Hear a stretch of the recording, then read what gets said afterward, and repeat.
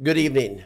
The sports weekend dance mix that we're in the middle of, the extra long weekend that we're in the middle of as Purdue fans continues on. The dream scenario continues on.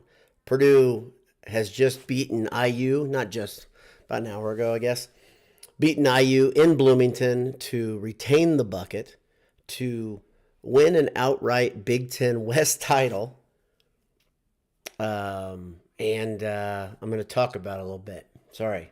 Thanks to our sponsors. Thanks to martinvintage.com. Head over there, grab a t-shirt, grab a sweatshirt. I think they have a sale this weekend on sweatshirts.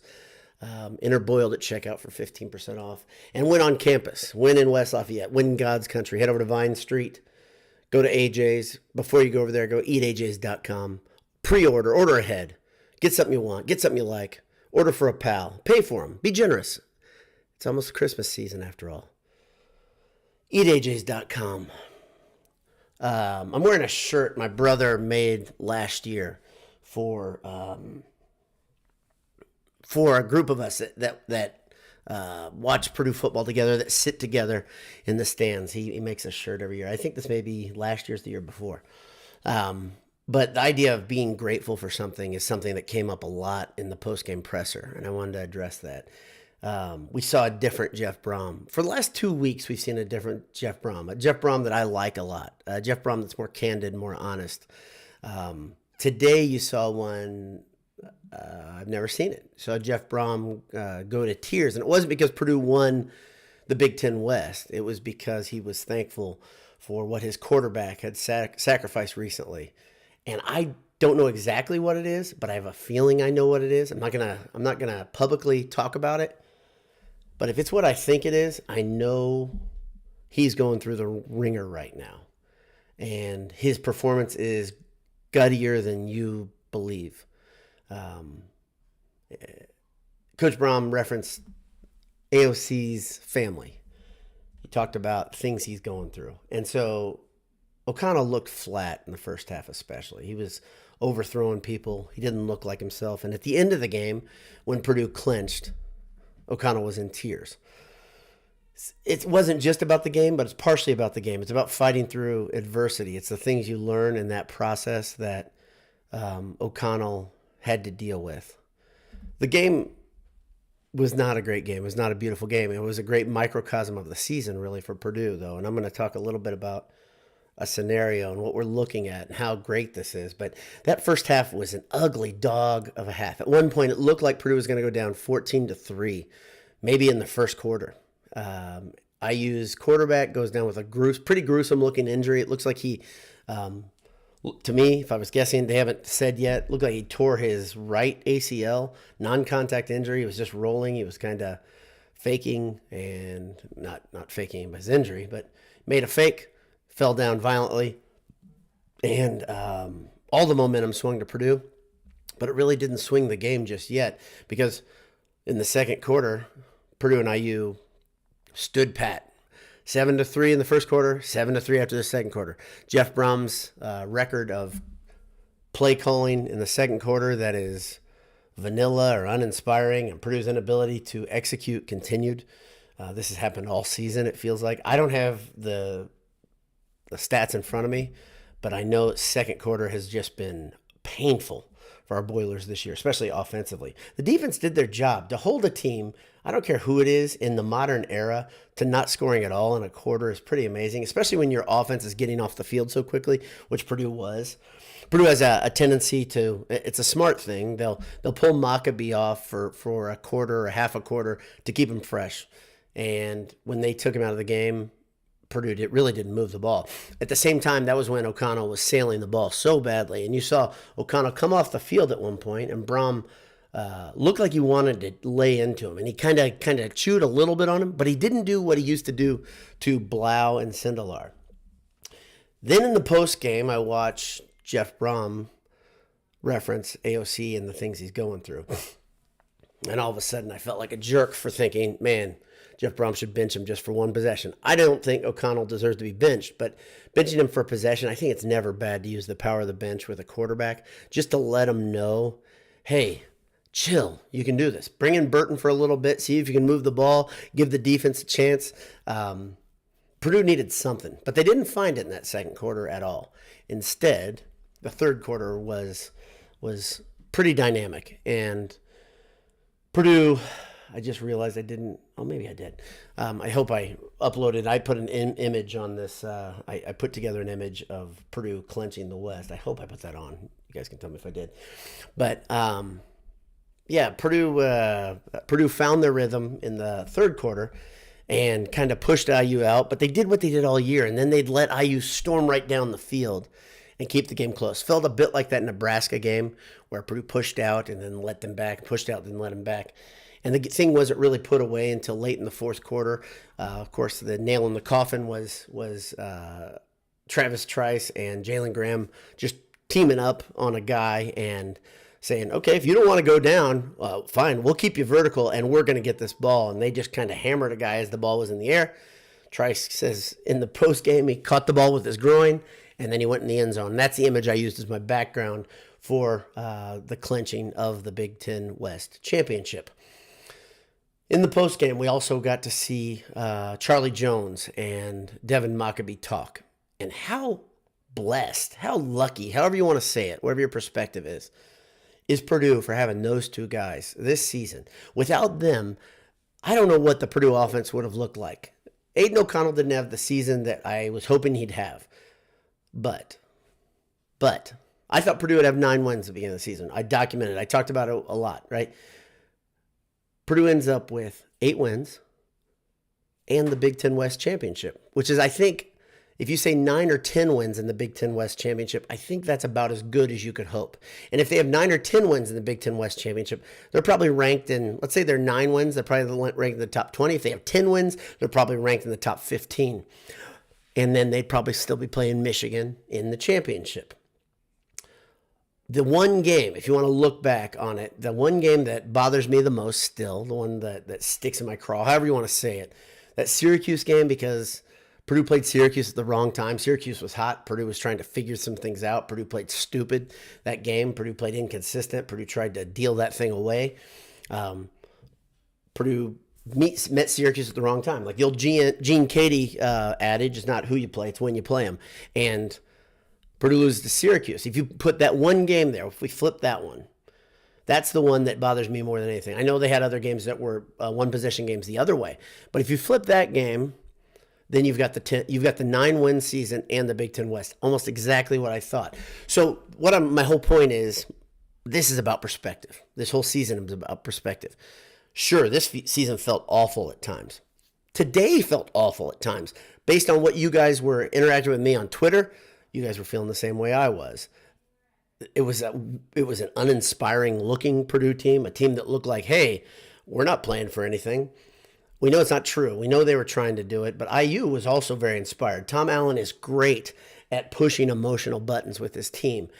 Today was no different. If you watched him leave the field, he was on fire. That's what he does best.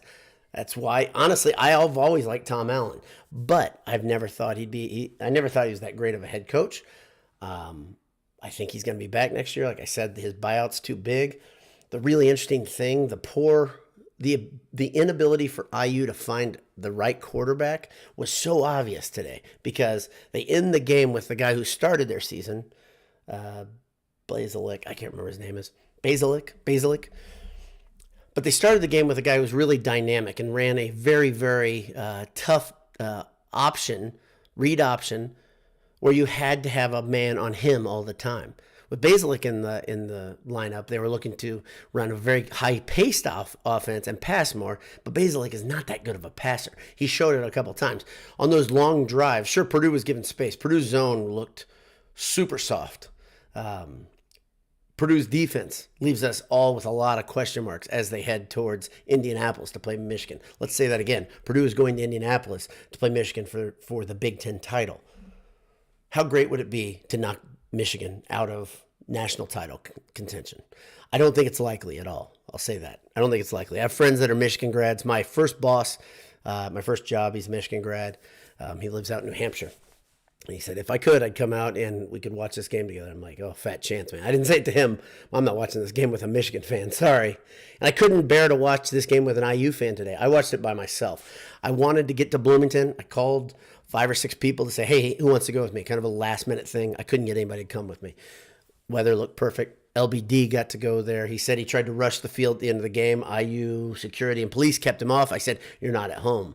You shouldn't be rushing the field. Good on them for stopping you. Funny side note, my wife, her senior year at Purdue, her last semester at Purdue, she rushed the field at, what is it, Memorial Field? Whatever, I don't know what it's called. And she was part of the group. I'm not going to implicate her. But she rushed the field. She rushed the field back in, what would that be, 1998. 1998. So wouldn't be the first time I doubt had rushed the field after Purdue won a big game in Bloomington. That would be fall of 97. I think that's it. If you want to check my math, see when Purdue. I think it's fall of 97. Anyway, fall of 97. Fall of 97, fall of 98, I'm going to say. Shoot, I don't know. Gosh darn it. Old brain. It's right around there. But the whole thing I want you to say is, as Purdue fans, sure, this season wasn't as beautiful or as steady as we all would have liked. As Anish said on Twitter over and over, it'd be nice if Purdue could just do something normal, I think is what he says. You know, like something that you just go to a game, you get a lead, and then you win the game. Yeah, those are nice. That wasn't in the cards this year for many reasons. The depth of Purdue's defense showed at times this season. The lack of speed on defense showed at times this season. When Purdue lost Chris Jefferson, it absolutely hurt the defensive backfield. It destroyed them, let's be real honest. So, yeah, there's some good things and bad things to take away from this season. The big thing I took away versus what I thought in the beginning of the season is that this team wasn't as complete as I thought they were coming into the season. That's okay. They were complete enough to win the much beleaguered Big Ten West. So let's see how they did it. I'll look at the stats really quickly. Then I'll come back. A couple of you guys are on here. It looks like we're going to just revel in it. Many of you were here this morning at 2 a.m., 1:30 a.m., talking with me about the Gonzaga game. But let's look at this real quickly. So Purdue beats IU 30-16. They improved to 8-4. It's only the second time, I believe. I think we've talked about this on the Handsome Hour. Second time in the history of the program where Purdue has won back-to-back 8 games. And that's another reason why this should feel pretty special, Purdue fans. You may be a glass is half look at that. A glass is half empty type of guy or girl. But you got to look through the prism of reality. Purdue football is like a 51% winner or 55% winner right there. To win back-to-back 8-win seasons, have back-to-back 8-4 seasons as you head to the postseason, that's really big deal. That's really good. And I know the schedule was lighter in some ways, but it was heavier in others. Some of these teams that we thought weren't going to be good at all turned out to be pretty solid. Some of the teams we thought were going to be really great turned out to be pretty great. Penn State turned out to be what we thought they were. Syracuse turned out to be better than we thought what they were. So, I mean, Wisconsin, by the way, I know they lost a coach in the process, but Wisconsin played a pretty good season. When you look at it, I think they're still a bowl team. Iowa figured it out. They righted the ship towards the end. They figured out how to move the ball at least a little bit. Granted, when they got down versus Nebraska, it looked like school was out, but they actually made that one interesting. In the grand scope of things, 8-4 is pretty damn good. That's my whole point. So 8-4, Purdue wins 30-16. IU falls to 4-8. They are not going to the postseason. I don't think Purdue will be going to New York. That is probably the best thing about winning the 8th game. I think you wouldn't send an 8-4 Big Ten West team, best West champ, to New York. I think Purdue played themselves into warm weather. I would sure as hell hope so. In the process of doing so, Aiden O'Connell completed about 62% of his passes. Again, pretty steady, 18-29, 290 yards, 2 touchdowns, no picks. Pretty solid. Devin Mockabee, great day, big day. Soap, by the way. So I always like the nickname Mock Truck because it just sounds cool. And Mock Train has actually been trademarked, I'm told, by his family or somebody. Maybe it's my Purdue Sports. I don't know. Maybe they're going to market that. They should. Mock Train's pretty good. And that was one from high school. That was his nickname. But I love that nickname, Soap. I think it's so good. It's so fitting for the way he runs because he's so unorthodox. His legs are going all directions. He's like a baby deer, right? Getting up and trying to figure out how to run. But Soap is so good because it looks like you got him nailed. Somehow he'll fall forward, get 3 or 4 yards. Today, 15 carries, 99 yards, a touchdown. So 6.6 yards a carry. That's pretty darn good. Who else? Hayden O'Connell had a keeper that was really noteworthy to me. I think it was almost like some like smelling salts. Jeff Brom called O'Connell's number again to run the ball. IU was not ready. They thought he was going to hand the ball off, and I think he gained 12 or 15 yards on that play, got the first down. Also, Charlie Jones, what a godsend we talked about earlier. 4 receptions, 143 yards, a touchdown. Just 35.8 yards a catch. That's all right. Probably had the backbreaker for IU, that vertical route. I don't know if it was a seam route. I don't know where he started. But O'Connell put it on the money. The defensive back, the safety slipped, it looked like. He was completely out of frame. And Jones did the rest, just waltzed in the end zone. Maccabee was the second leading receiver, 5 receptions, 58 yards. And then Durham had 4 receptions, 39. Sawinski started the game with his only catch, 21 yards receiving. And Sheffield had, I think he was thrown at 3 times. Sheffield had a big catch, though, in the third quarter that kept a drive going. Purdue kind of methodically marched down a couple times, which was pretty darn refreshing. Let's see. O.C. Brothers leads the team with 5 tackles. Pretty much a team effort here. Let's see the most solo tackles. Jalen Graham had 4. He had a big pass interference that bothered a lot of us. Big Ten refs continue to amaze me. Also, Sanusi Kane had 4 solo tackles. Let's see. Trice had that big interception. That's kind of all. That's the biggest thing. All day, it looked to me like Sullivan was wreaking some havoc. He had a pretty darn good season. So, but like I said, this is pretty special season. 8-4, and now we wait on watching what's going to happen next week in Indianapolis, and then Purdue will get their bowl assignment. So let me look at the comments in the margin. Thanks to everybody who's tuned in live. Thanks to everybody who's watching or listening taped. Really appreciate it. Been a fun weekend, and we're not done yet. Purdue gets to play Duke tomorrow afternoon, I think at 3:30. I believe it's a 3:30 tip. So it's a second opportunity. I always say this. When you play good teams, when you have high expectations, it's all about opportunity. Purdue has a great opportunity to beat one of the blue bloods, to beat their second blue blood of the weekend. I don't know if we can call Gonzaga a blue blood. I have kind of a hard time with that idea. But the media sure as hell thinks they're a blue blood. And they obviously think Duke is maybe the premier basketball program in America. Even without Coach K, they're still Duke. Duke is Duke. They're on TV more than Leave It to Beaver reruns, as the old Virginia coach said a long time ago.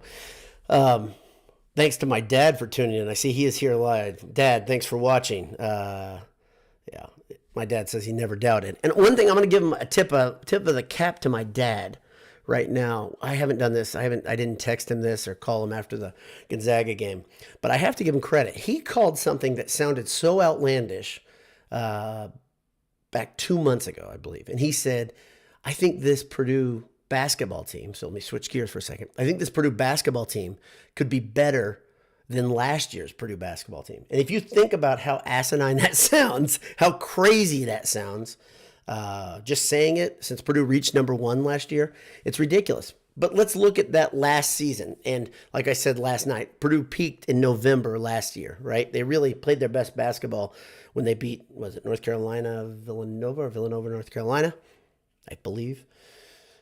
But they kind of started showing chinks in the armor. They started showing cracks. They weren't playing cohesive basketball in spite of being such a very, very talented group of players. They weren't a great team. This year, the team is the sum is greater. The sum is greater than the individual parts. There are great players. Obviously, Edey's great. What we're seeing from Smith is great. We're seeing from a lot of the freshmen and sophomores are great. Gillis, like I said, he's the glue guy. But, man, my dad might look to be a genius if Purdue can grow up like I keep predicting to. Before January, you'll see what this team is going to be. You're going to see him gel even more, I believe. So we're going to see a lot tomorrow, though, too. So T-Rick says, remember when IU was going to build itself into a football school? Good times, good times. Yeah, T-Rick, that's not ancient history, is it? That's 2020. That's when the campaign of 9 Windiana became a thing, right? On Twitter and other places, and on T-shirts and hats. Hashtag 9Windiana. 10Windiana. Was it 10Windiana? It doesn't really matter. They didn't get there. And they're never going to get there.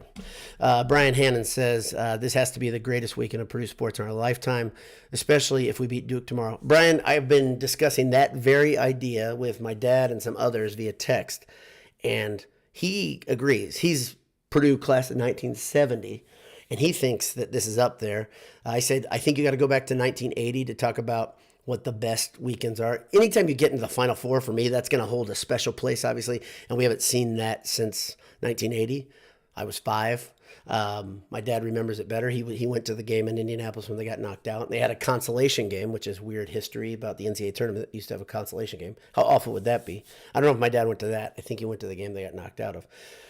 But you go back to 80 and maybe then 67, when if you say, when are the greatest weekends in Purdue sports? And I say 67 because then I would look at, I don't know what, if the weekend, if the Rose Bowl was on the weekend when they won. I don't know the answer to that. But beating USC in the Rose Bowl is obviously huge. So this is a special weekend, though. And again, ever grateful. It's in the fight song. It should be something we think about all the time in our lives, but as Purdue fans, too. Ted Berkey says, Boiler up. Enjoy the division champs. Thank you, Nebraska. And, of course, we will address the importance of Nebraska in this equation on the next Handsome Hour. I was hoping we might be able to put one together tonight, but that's not going to happen, I don't think. Anish is not available. He's visiting family, in-laws, actually. I don't think he has the hardware or the software to, literally, not figuratively, to be able to do a Handsome Hour. I don't know about Jay. I don't know if he's watching, but let's see. John Younger says, I have a bunch of what I think is going on as well. Okay, yeah, you have a hunch. Sorry, I misread. John Younger says he has a hunch of what he thinks is going on with AOC too. Yeah, I think I do too. So I don't want to address it though. I don't want to guess somebody's situation. Ted Berkey says, who wants to be ranked number 2 playing an unranked Purdue? Great point, Ted. I don't think anybody wants to play Purdue when you're ranked in the top 5. And hopefully Michigan feels some pressure this week. That's the best hope Purdue has. The great news for Jim Harbaugh, and I really wanted to, I know Jim Harbaugh is a big QuickCast listener, a big Purdue postgame listener, a Boiled Sports fan. Coach Harbaugh, congratulations. You get to play Purdue, not at Michigan, but without those dangerous locker rooms at Ross-Ade. Hats off to you. What a great week for you that you get to play Purdue and not have to deal with those torture chambers known as the Ross-Ade visitors locker room. You jackass. All right. Mark Garrity says, great time to be a Purdue fan. Always is, Mark. Always is. Tackle Farms says, Husker fan, congrats Boilers and welcome. And you're welcome. Thank you. Thank you, Tackle Farms. Seriously, that was huge. That was big. And feels like very personal. Feels like you did it just for us. Appreciate it. T-Rick says again, Maccabee reminds me of Matt Forte and how he can juke you and run through you and catch the ball in the backfield. Forte's a great comparison. You're probably a Bears fan, I'm guessing, if you're saying that. But I think it's a great comparison. And Forte was very unorthodox in his style. There was one shot, if you go back and you watch the game, you probably will, I will, at least the second half, where Maccabee turned the corner coming from the right to the left, and they had the camera in the perfect angle. And you can see his vision. It's the one where he had that massive cutback and he scored. Watch his legs, his eyes, and his shoulder pads. The way he probably doesn't get in the right place. They used to always say to me, keep your pads above your feet, I think, especially when it's slick. They don't want you getting too far out to the side. He is way at an angle. And that's part of the reason he's so tough to tackle, because you can't tell which way he's going. And he's still able to move forward and move around a little bit. Sam Bonnet says, Michigan is my second favorite team. Pretty much a perfect sports weekend. Sam, seek help. You can get out of that Michigan thing whenever you want. You can do it. I have faith in you. Ted Berkey says, who do you want to coach tackle? And that's a good question. Tackle Farms. Keep talking to the people on here. You got some pretty level-headed Purdue fans and some unlevel-headed, but pretty good group here. Nathan Hartman, one of those good guys. Woo team. Nate sits right behind me and Ross-Ade, which is awesome. He and his boys and his wife. They didn't, like I said, I think I addressed this a couple weeks ago. They were pretty soft in that one game that felt like it was minus 50, but it was actually only, 12 degrees wind chill. But his boys didn't come to that game. Let's see. Gatlinburg Bear says, now we face the devil on Sunday. So I don't have the perspective that I disdain Michigan like I do Ohio State. I really don't hate Michigan like I do Ohio State. And part of that's just association. My job for a long time was up in the state of Michigan. I worked with Michigan grads, alums, whatever. And my first boss was a Michigan alum. I don't mind him. Actually, I've been in business with another guy who was a Michigan alum. So I don't hate Michigan like I do Ohio State. I had a roommate that was an Ohio State grad. He's a good guy too. But I've been around a lot of the, whatever you call them, the non-alums from Ohio State, people just from the state of Ohio that adopt Ohio State. They are a different breed. And I know they have them up in Michigan too. In fact, I can think of one right off the top of my head. But there are more of them at Ohio State. And there are also, that place is a diploma mill. So you've got just all sorts of people that don't really care about Ohio State, the group of student athletes. They just care about just winning at any cost. And it shows. And they have for a long time. So I'm pretty happy that it's Michigan for multiple reasons. I'm also happy it's Michigan because I did not want to play C.J. Stroud versus Purdue's defensive backfield as it stands right now. I thought he would absolutely shred and just go through Purdue's defensive backfield. But as we saw versus Iowa, as we saw versus Wisconsin, as we saw versus even Northwestern at times. Northwestern didn't pass the ball too effectively. But we saw it today versus IU. Purdue's defensive backs as a squad can make a pretty mediocre quarterback look good at times. And so I really didn't want a guy who was a Heisman candidate quarterback who could just cut through Purdue. Instead, Purdue allowed IU's running game to carve them up early in the game and then kind of settled down later. Joshua Hit says, West Coast Boiler to the Duke game tomorrow. Haven't left the couch all weekend so far. Best Thanksgiving ever. You should probably go shower. Go. Yeah, I'm not going to tell you how to live your life, but maybe working in a shower would be a good thing. Yeah, if you're married, I've been on the couch a lot this weekend, and my wife ran some errands. I didn't help her, so I've been a jerk, and I apologize to you, Mrs. BD. I don't know if she can hear me right now. When I say wherever she is, she's actually upstairs. Nathan Hartman again. Michigan people are better than Buckeyes. Thank you, Nate. I agree. Let's see. T-Rick, my daughter asked why so many people don't like Ohio State, and I said it's because of their fans. I told her Michigan and even Alabama fans aren't as bad as Ohio State fans. Part of this is a regional problem. Wow. I just noticed something. Part of this is a regional problem. When you're a Midwesterner, you have to deal with Ohio State fans more than you do Alabama fans or maybe USC fans or Florida State, whoever, Texas A&M. Our very own Michael here at Boiled Sports, he lives down in Texas A&M country now, and he says they're pretty unbearable. But we have to deal with Ohio State fans quite a bit, and they are a tough brand. Look at that. We've got porn bots in the margins. We've had this a couple times. I think that means we reach a threshold and we're very, very successful. So welcome porn bots. Dagnabbit. Sorry that they're on there. Ancient Astronaut says, I'm drinking a few extra beers tonight. Ancient Astronaut, you've earned it. You work so hard. Congratulations. I'm at nearly 30 minutes. I'm going to call that an evening, but congratulations to you, Boiler Faithful, who are the real ones. Handel Jones, my pal, says, just give me a woo! And I say, thank you, doctor. Big weekend for us so far, and still there is one more chance to make it even bigger. And it's already good. And if Purdue doesn't win, it's already good. Let's keep it all on the positive. What a weekend. What an opportunity for it to be even a greater weekend. Tomorrow, 3:30 tip-off, Duke and Purdue from Portland, Oregon. Of course, it makes a lot of sense if you just put those things together. It makes no sense. But what a great weekend, and thanks again to Nebraska. Thanks again to you for tuning in. Hammer down. God bless you. Have a great Saturday evening. There's still time to go watch more football. Plenty of time to root against Notre Dame. Go do it. We'll see you.